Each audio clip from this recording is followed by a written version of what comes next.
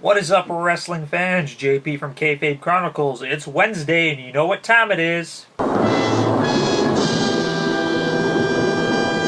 This Week in Wrestling, the weekly segment where I cover all the things that I deem important. Why? Because it's my station, and I love all of you. So let's get the ball rolling. I'm going to start the show off with a little bit of sad news. What a crazy week for wrestler deaths. We sadly lost three people in the industry that I know of. Unfortunately, Nicole Bass, George the Animal Steel, and Ivan Koloff, the Russian Bear, all passed away this week.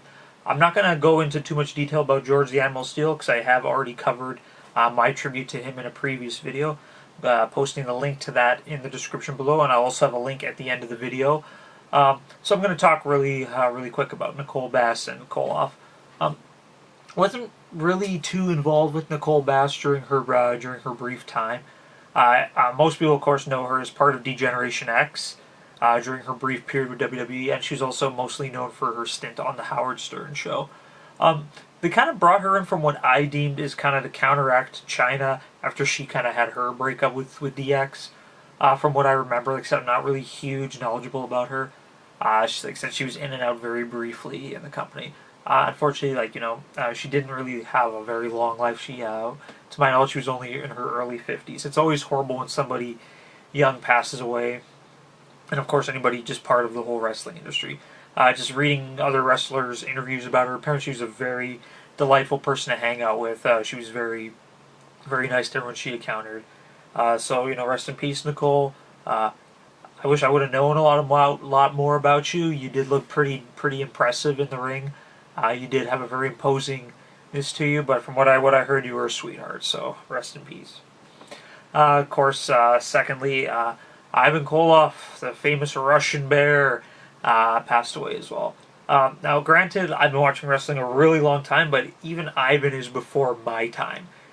Believe it or not. Yeah, so I can't really discuss a lot about him because he was kind of in and out before I even started watching wrestling.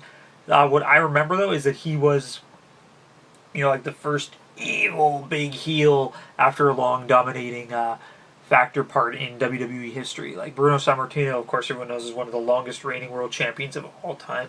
I actually believe he is the longest reigning. And of course, Koloff came in and defeated Bruno Sammartino for his title, completely shocking everybody in the wrestling industry. Like, nobody thought that Bruno would ever lose his championship.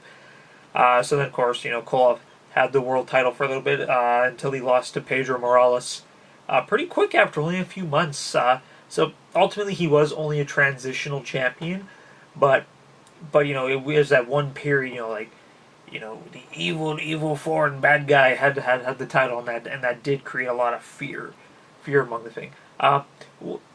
Watching a lot of his matches, he did kind of set the bar for, like I said, my cheesy terms. I use the evil foreign bad guy. So like a lot of current wrestlers now, well, after him, Nikolai Volkov, Boris Zukov, Ludwig Borga, Rusev, like all these, evil men from other countries. They a lot of them do, have a lot to owe to Koloff because he was kind of, in my opinion, the first guy to really, create that whole character.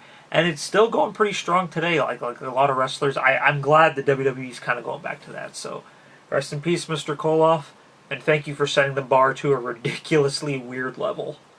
Up next, new Hall of Fame announcee. Diamond Dallas Page has been announced as the newest member of the 2017 Hall of Fame. And I am happier than a pig in shit about this. Why? Because DDP is freaking amazing. Like, those of you, I don't know anybody who doesn't know who DDP is. Like, everyone knows who Diamond Dallas Page is. He got his start really late for wrestlers. Like, a lot of people get into the wrestling industry when they're like 15, 16. He didn't start until he was like mid to late 30s, which is very, very impressive. I first saw him in WCW as, of course, Diamond Dallas Page. He had the big fur coat on, the big giant cigar.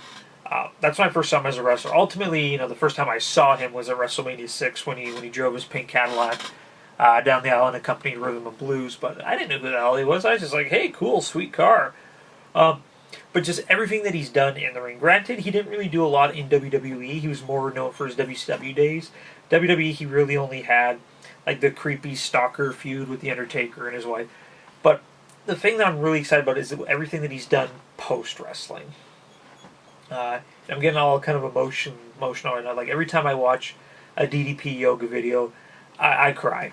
I get sappy. I am just a big, blubbery, emotional man. Just the amount of people that he has helped turn their lives around is just absolutely phenomenal. I recently watched the Resurrection of Jake the Snake video. If you guys haven't seen that movie, please check it out. Give yourselves a treat. It's absolutely breathtaking. But yeah, DDP pretty much helped turn Jake the Snake around, helped turn Scott Hall around. Both of them were just down, out of their luck, horrible drug problems, physical problems, and he was able to mentor them to get back into shape to help prolong both their lives. And just like I said, just the countless videos that you see on the internet of all the people that the DDP has touched and changed over the past years. He deserves every ounce of credit that he's getting. I watched the DDP yoga video. Damn, that stuff's extreme. But you know what? He's just an amazing person. Like, he didn't have to help all these people. A lot of people out there in the world are just like, you know what, whatever. I'm rich, I'm famous, I don't need to give back. So, full kudos to DDP for opening up his skills and opening up his love to get everybody to where they should be. Just mentally, physically. He has a lot of love out there. So DDP, you truly deserve this, and I'm really excited. And congratulations on your Hall of Fame induction. Now over to the SmackDown side. That's right, SmackDown! So you guys saw that Naomi, unfortunately, her leg injury is legit. So unfortunately, she won't be able to defend her title within the 30 days. Because apparently that rule only accounts for certain people.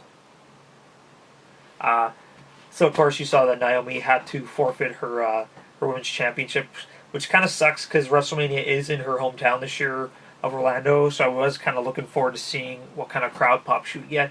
Granted, I know I've smashed Naomi on numerous videos, but you know what? Damn it, she's growing on me. Damn, when you actually watch her matches and seeing her growth as a wrestler, she's actually pretty fun to watch.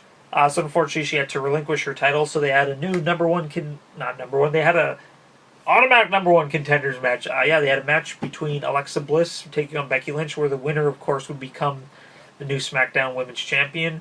And Alexa Bliss, in her evil, heelish ways, was able to get the 3 count on Becky and is the first ever 2-time SmackDown Women's Champion. Granted, I figured she was going to win the belt pretty soon anyway, but hey, you know what? We wish Naomi all the best. Hope she gets back from her injuries pretty soon. But yeah, Alexa Bliss is the new Women's Champion, so let's see where this is going to go. Lots of crazy stuff happening. Maurice might be getting back in the ring pretty soon, which I am all for. So yeah, new Women's Champion. Boom. And as I talked about in my previous video, the number one contendership would be determined tonight on SmackDown in the Battle Royal. My pick, of course, last week was Luke Harper. The match itself was pretty crazy. A lot of good storylines introduced. They pushed the feud with John Cena and The Miz. That's kind of an interesting feud. Like, you threw him out, and then he came back and eliminated John Cena, so that was kind of neat. They pushed the Dean Ambrose Baron Corbin feud even more. So crazy stuff going on. But of course, the final two are AJ Styles and Luke Harper. And oh my God, they both fly over the rope at the same time, or so you think. I'm sorry, but like, anybody with like half an eyeball could have seen that AJ hit the ground first. And the referees are all like, oh, who did it? Oh, no. Ultimately, we know what's supposed to happen. They were supposed to hit the ground at the same time. They would cut to the fancy-ass replay. And, like, oh, well, what's going to go on? They didn't even cut to the replay because they know how shitty it looked that AJ hit the ground first. But unfortunately, that's not in their plans. They need AJ to fight Luke Harper, where the winner will get the number one contendership, which I'm still picking Luke Harper. The Battle Royal was great up until the end, in my opinion. I say, you can't win them all. So we still don't know who the number one contender for WrestleMania is. It's going to be Luke Harper. Why are we cutting the bullshit here? That's pretty much all the crazy stuff that I saw. Luke Harper! And there you guys have it. Those are my picks for all the wackiness that happened this week. What do you guys think should have been in my recap? Let me know in the comment section below, as always. Once again, please subscribe for more great videos. Follow us on Twitter using the 2 name tags below. And as always, this is JP from KayFabe Chronicles. And I will see you all next time.